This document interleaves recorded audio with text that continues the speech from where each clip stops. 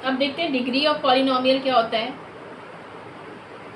Polynomial की degree कैसे निकालते हैं। डिग्री निकालने के लिए आती है, पूछा जाता है अगर वन वेरिएबल का पॉलिनोमियल है। वन वेरिएबल मतलब सिर्फ एक ही वेरिएबल है, एक्स या वाई कुछ भी है। यहाँ पे मैंने दो वेरिएबल लिख दिए तो ये वन वेरिएबल नहीं रहा। हम वन वेरिएबल का पॉलिनोमियल लिखते हैं और इसमें इसकी डिग्री पूछी जा रही है, तो इसमें x की डिग्री देखेंगे। x की डिग्री क्या है यहाँ पे कोई नंबर नहीं है। कोई नंबर का मतलब नहीं होने का मतलब वन होता है। याद रखिए, अगर जब भी पावर किसी की जीरो होती है तो वैल्यू वन हो जाती है। अगर यहाँ पे x की पावर जीरो होती तो x नहीं लिखा होता, सिर्फ वन हो जाता। ठीक है, तो डिग्री ऑफ पॉलिनोमियल यहाँ पे वन है, तो ये polynomial of degree one algebraic expression है। अब अगर हम 3x² माइनस 5x प्लस 2 लिख दें तो अब यहाँ पे 2 भी है 1 भी है, तो हाईएस्ट डिग्री देखते हैं।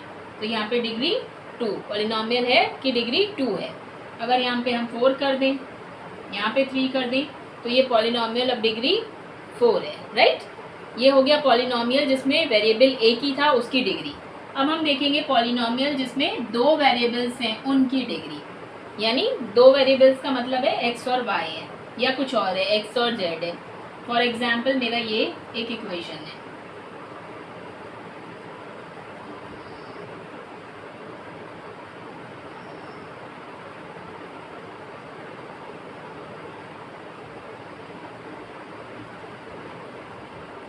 पूरा लिखा नहीं है मैंने। 3x² प्लस दो वेरिएबल्स, इसमें तो बहुत सारी है। एक्स जेड, आपको ये भी वेरिएबल दिख रहा है, जेड भी वेरिएबल दिख रहा है, मतलब दो वेरिएबल्स है एक्स और जेड। तो अगर हम बात करें इसकी डिग्री की, तो अब हम डिग्री कैसे निकालेंगे इसकी।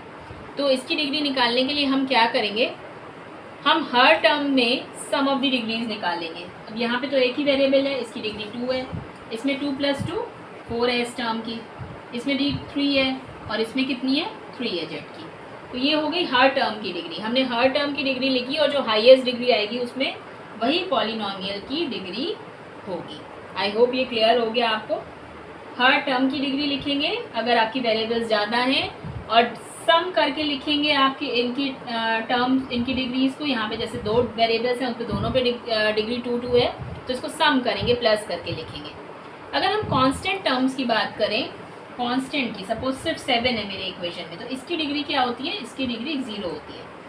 कांस्टेंट टर्म्स की डिग्री 0 होती है। तो डिग्री आपको क्लियर हो गया होगा, निकालना आ गया होगा। चलो एक क्वेश्चन करके देख लो आप, ताकि आपको आया कि नहीं आया ये एक बार देख लेते हैं। सपोज ये एक एल्जेब्रिक एक्सप्रेशन है, 18x² y minus 7y4 plus 2x³ y4 plus 3x4 plus 11।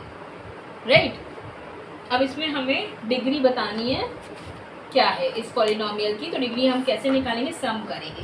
यहाँ पे 2 और 1 है, 3 हुआ, यहाँ पे 4 हुआ, यहाँ पे 3 + 4 7 हुआ, यहाँ पे 4 हुआ, यहाँ पे कांस्टेंट टर्म है। कांस्टेंट टर्म की डिग्री मैंने क्या बताई, 0। तो डिग्री क्या आएगी इसकी, 7। तो एक्स और वाई की डिग्री इस पॉलिनोमियल में क्या है, 7। तो degree of this polynomial is 7। Right, तो आपको ये डिग्री समझ में आ गई होगी। अब हम नेक्स्ट टॉपिक पे चलते हैं।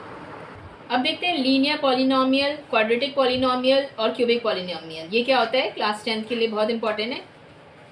कोई पॉलिनोमियल जिसकी डिग्री 1 है वो लीनियर कहलाएगा, पॉलिनोमियल ऑफ डिग्री 2 क्वाड्रेटिक कहलाएगा, और पॉलिनोमियल ऑफ डिग्री 3 क्यूबिक कहलाएगा। एग्जाम्पल्स देख लेते हैं। लीनियर पॉलिनोमियल 4x + 2, देखिए यहाँ पे डिग्री क्या है, 1 है। ये मोनोमियल है, जो कि पॉलिनोमियल है एक टाइप का, जो कि बेसिकली मोनोमियल है, जिसमें सॉरी बायनोमियल है, जिसमें 2 टर्म्स है। अब यहाँ पे डिग्री बताइए क्या है, जेड की डिग्री 1 है, तो ये भी आपका लीनियर पॉलिनोमियल हुआ। क्वाड्रेटिक पॉलिनोमियल का एग्जाम्पल देख लेते हैं। क्वाड्रेटिक मैंने क्या बताया, डिग्री क्या होगी, 2। क्लास 10 पे पूरा चैप्टर इसी पे बेस्ड है। क्वाड्रेटिक पॉलिनोमियल पे डिग्री होगी 2। तो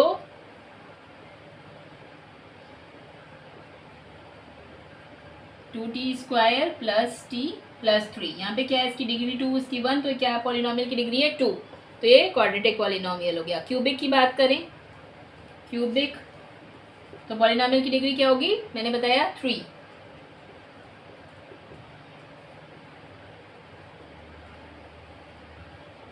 अगर हम यहाँ पे डिग्री देखें, यहाँ 3 है, यहाँ 2 है, यहाँ 1 है, यहाँ 0 है। कांस्टेंट टर्म की डिग्री क्या होती है? 0। तो 3 2 1, तो लेकिन इसकी ग्रेटेस्ट डिग्री होगी, ग्रेटेस्ट डिग्री को पॉलिनोमियल की डिग्री बोलेंगे, यानी y की डिग्री क्या होगी यहाँ? 3। तो 3 डिग्री वाले जो अलजेब्रिक एक्सप्रेशंस होते हैं पॉलिनोमियल्स, उनको बोलते हैं क्यूबिक पॉलिनोमियल। तो ये हो गया हमारा types of polynomial, linear, cubic और क्वाड्रेटिक, राइट। अब हम पॉलिनोमियल्स को सिंप्लीफाइड टर्म्स में देखेंगे कि पॉलिनोमियल्स का सिंप्लीफिकेशन कैसे होता है, या सिंप्लीफाइड टर्म्स क्या होते हैं। जब भी आपके पास पॉलिनोमियल्स हो जिनमें लाइक टर्म्स हो, लाइक टर्म्स क्या होते हैं आप समझते हैं? लाइक टर्म्स ये होते हैं, इसमें भी कंफ्यूजन होता है। 11y 3y ये लाइक टर्म्स है, दोनों का y कोफिशिएंट है। ये लाइक टर्म्स वेरिएबल है, ये लाइक टर्म्स नहीं होंगे 11y और 3y, 11y स्क्वायर और 3y। यहाँ डिग्री 2 और डिग्री 1 है, डिग्री भी सेम होनी चाहिए। तो लाइक टर्म्स ऐसे होते हैं, for example 3a these are like terms, 3a and b is not like term, these are not like terms. या 3a square and b is also not like term. तो like terms में ये variables एकदम same होते हैं, ये like terms होते हैं। तो लाइक टर्म्स को हम ऐड और सब्ट्रैक्ट करके किसी अलजेब्रिक एक्सप्रेशन को सॉल्व कर सकते हैं, किसी पॉलिनोमियल को सिंप्लीफाइड टर्म्स में लिख सकते हैं। फॉर एग्जाम्पल सपोज हमें ऐड करना है किन्हीं 3-4 टर्म्स को, राइट। अब हमें ऐड दिया गया है, हमें इनको ऐड करना है, तो हम क्या करेंगे?